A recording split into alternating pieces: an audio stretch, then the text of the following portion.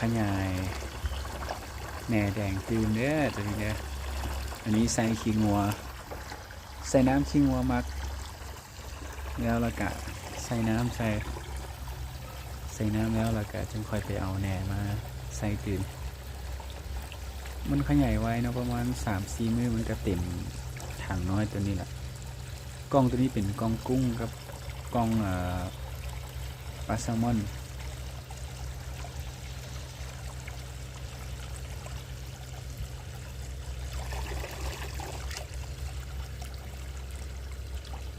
ก็มีแต่เอา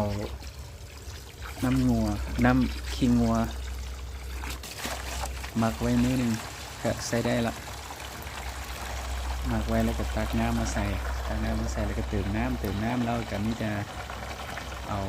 แหน่แดงมาใส่เติมอีก8 กล่องเนี่ยใส่หลังบ้านเลยนะ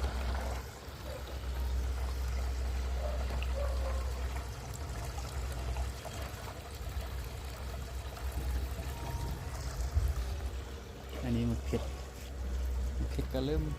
เปลี่ยนแล้วเนี่ยเริ่มสิได้กินแล้ว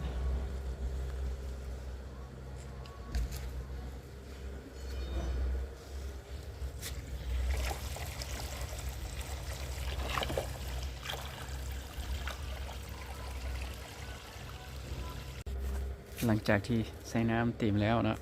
ก็มีแต่เอาแหน่แดงวางใส่ตบ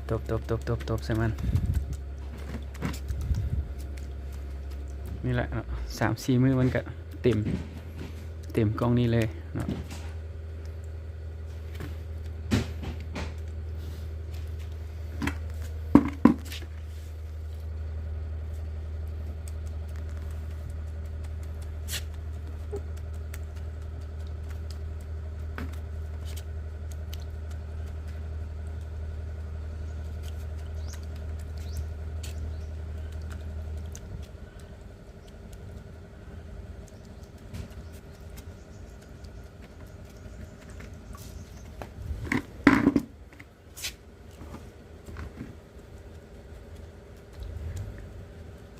แพ้ไว้เนาะ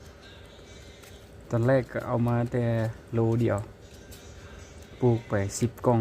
4 มื้อผ่านไปโอ้เพิ่มลายเนาะก็เลยตื่มอีก15 กล่องปัดผ่านมา2 มื้อชวดเต็มอีกแล้วก็เลยเพิ่มอีก8 กล่องค่อยๆขยายไปเพื่อได้เกลือไก่เป็ดเกลือไก่เป็นพืชที่มีโปรตีนสูงมีโปรตีนสูงถึง 30% เนาะแหน่แดง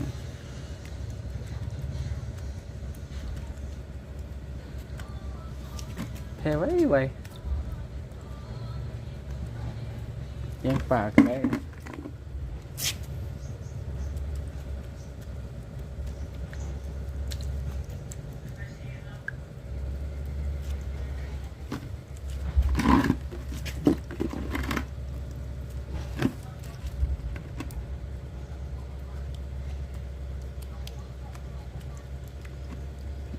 ปลาไว้เสียแล้ว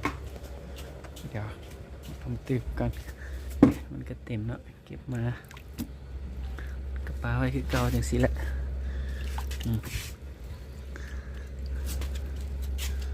กล่องนี้วะ